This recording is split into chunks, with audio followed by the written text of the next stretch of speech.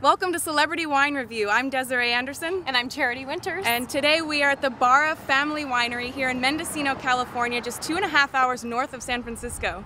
That's right. Today we are going to meet the legendary wine celeb, Charlie Barra, who is the third-generation wine owner in his family. His father and grandfather immigrated from Piedmont, Italy to Mendocino County right here, where in 1955, Charlie purchased 175 gorgeous acres to plant his vineyards. So we've just been out in the hot sun walking through the gorgeous vineyards here at Barra of Mendocino.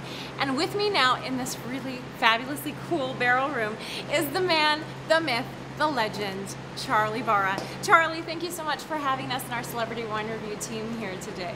Thank you for coming. Absolutely. We have so much to talk about because in your 64 plus years in this industry, you have experienced so many things, economic downturns in this industry, rich, ripe harvests. I mean, you've just experienced all the highs and lows of this business, and we want to hear all about it. But first and foremost, we want to talk about the wine itself. And you specialize in all different varietals on your 175 different acres. And so we're in the barrel room now. We're going to do a tasting straight from the barrel, which I love. This will be my first time ever experiencing that. So thank you for sharing that with me. And but first, let's talk about your two different labels that you have under Barra of Mendocino. We have some examples right here. So tell us about them. Well, this is the Barra, our premium label, Barra, and that's about in production for about 10 years. And that's our second label, Girasoli Vineyard, and that's been in production about 4 years. Okay. Now, we do several varieties in each label. This one here, it has more oak finish. It's a little bit more wine making experience to make a bigger wine. This one over here is more stainless steel. Okay. Tanks made on not much oak. Okay. And it's very popular. Tell us about the great story you told us at lunch, Charlie, about how you came about this particular label, the sunflower label. Well, being Italian, I thought sunflower meant fior di sole. But after we made the label and got ready to go to printing, an Italian friend from Italy came over and told me that Fior di Sole was not the name of sunflower in Italy. Girasole was. So oh boy, it's a good thing you did your spell checking we lucked out before you printed those labels. And this is just your classic Barra of Mendocino label.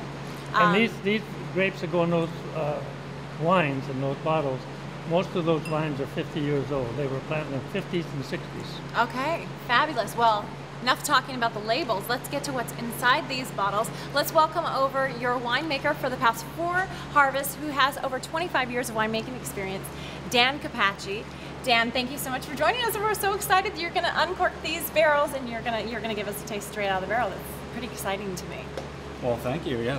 You get to do it every day, right? I know. Somebody's got to do it. It's not a bad job, I have to say.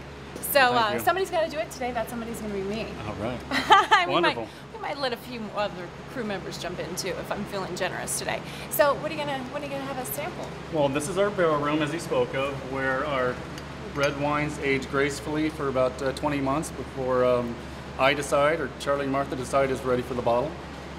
So this is where it sleeps and ages gracefully. So we're going to be tasting a 2009 Petit Syrah that from Charlie's Great Grapes. As he spoke, the Barra is more the reserve style, where we'll select grapes just for that high-end type of wine.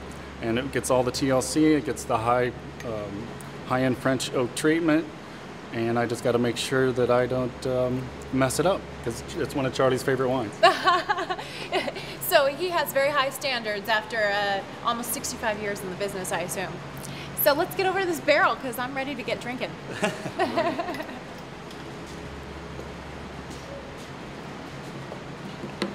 So it's our 2009 Barra Cabernet. Okay. Ooh, look at that. Nice deep dark color. Yeah. We'll get your glass first. Okay. Am I doing that? There we go. Ooh, I smell it just going in. Great nose.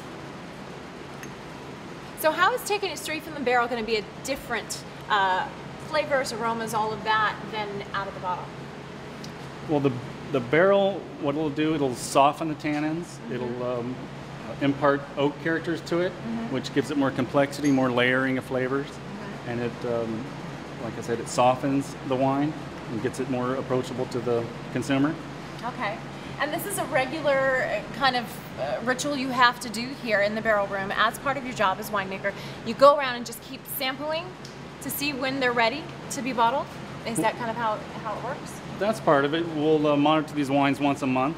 You know, we'll analyze them, we'll taste them, we'll see how they're progressing. Barrels are very labor intensive. We have to keep them cool. It takes a lot of refrigeration. Oh, it feels so good in here too. The wine evaporates, so we have to suffer the losses. We'll lose about 1% of wine per month. Cheers.